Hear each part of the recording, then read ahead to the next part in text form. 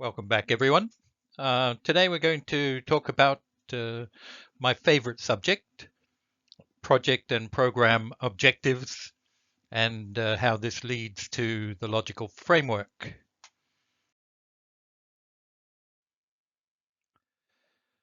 In formulating any climate change adaptation project, the theory of change and the logical framework are key elements. But what do they really mean? They're described as tools of logic that connect cause and effect. But how do we uncover those connections? Now, all projects are designed to overcome a specific problem, but problems may have multiple causes. So how do we know if we've identified the core problem and the main causes? And again, all projects are intended to achieve a purpose or a goal. And if the project fails to achieve that endpoint or ultimate effect, then the project is regarded as a failure.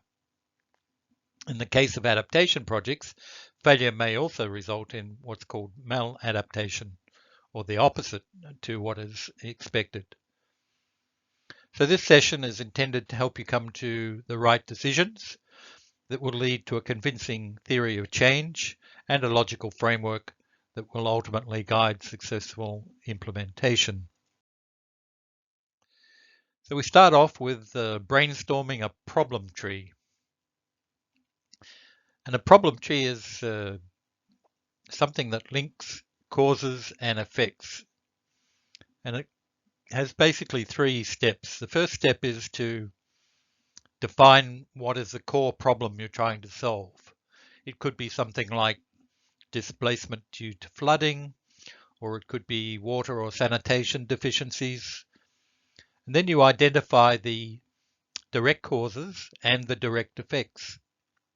So the cause of flooding could be heavy rains, or it could be overburdened infrastructure, or it could be settlement in flood-prone areas, or obstructed drains. And the effect could be increased vulnerability of communities, or it could be damage to roads and other infrastructure. Then the third step is to identify the secondary or underlying driving causes. These could be issues like so many people are moving from rural areas to urban areas. Could be a lack of urban planning. It could be that there is no responsible lead agency driving the process. Or it could be that there is inadequate urban finance. So the secondary cause leads to the immediate cause. The immediate cause leads to the core problem, and the core problem leads to the immediate effect. And that's the logical chain of events that underpins a problem tree. Now, to get to the problem tree, the best way of doing this is through brainstorming, with breaking participants into relatively small groups so that every voice is heard, making sure that they're all well equipped with flip charts, post-it notes, marker pens, and a table to spread out on. And you start by asking each person what they think the main problem is, and write down their answers on a post-it note. Then in a second round, ask each person what they think is the main cause of that core problem. And in the third round, ask if there is any other cause of that direct cause. And so you rearrange all the answers in the form of a tree with roots and a trunk and some branches, starting off with a consensus on what you believe to be the main or the core problem. Step back from that and check if any key cause has been missed. Now do the same for the effects, starting with the direct effects and then possibly secondary or indirect effects. Now take note of these directions, because later on in the course you'll actually be asked to do this in an exercise. Now the problem tree is really the engine of the project design, and it's always advisable to involve the project beneficiaries and ask them to brainstorm about what they think the problem is. As an expert, don't assume you know what the real problem is. You may not have sufficient local knowledge. And don't start from an assumption that climate change is a problem, simply because you're preparing a concept note for the GCF. In this particular case that I've shown here, where the brainstorming is very, very messy, the participants started with an assumption that climate change was a core problem.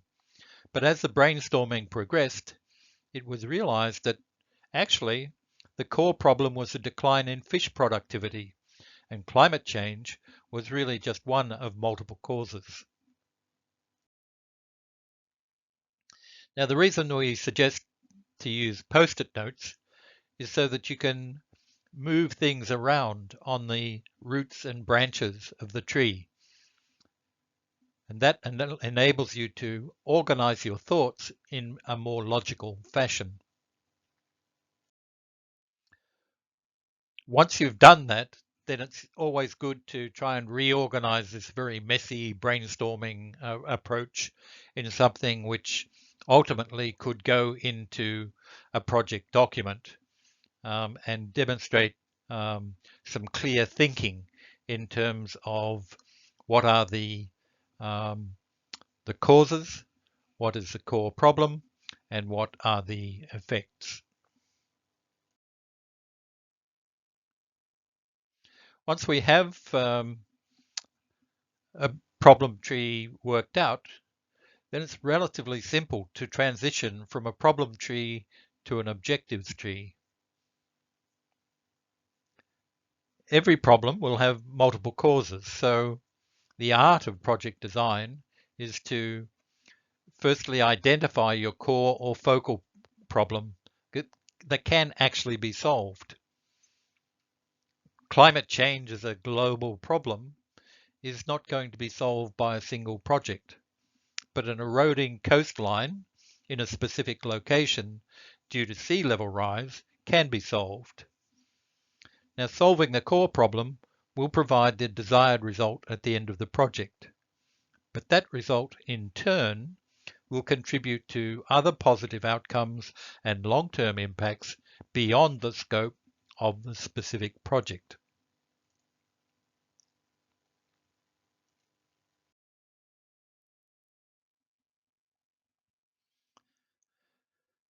So we come up with an objectives tree by basically transforming all of your problems from your problem tree into an objective.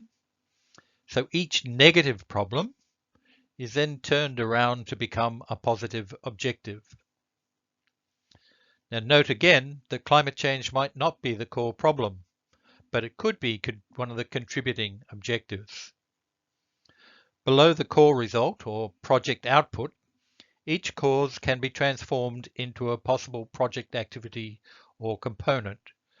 For example, in this objectives tree, water pollution control or reforestation or ecosystem restoration could be key activities that ultimately contribute to species recovery and the improvement in fisheries productivity. So once your problem tree and your objectives tree have been completed, stand back, have them side to side, and discuss if anything has been missed or if a specific cause or effect is too minor to include. In the fisheries productivity example, one of the key elements that the brainstorming missed was the lack of capacity in the local compliance and enforcement agency, which was a contributing cause of the water pollution problem, the deforestation problem, and the inadequate control of the illegal fishing. This omission could have been because the brainstorming group did not include people outside the government or potential beneficiaries. Now, if this capacity issue was not addressed, then the whole project could fail. And later on, we'll see why the logical framework would have included this as a potential risk or an assumption.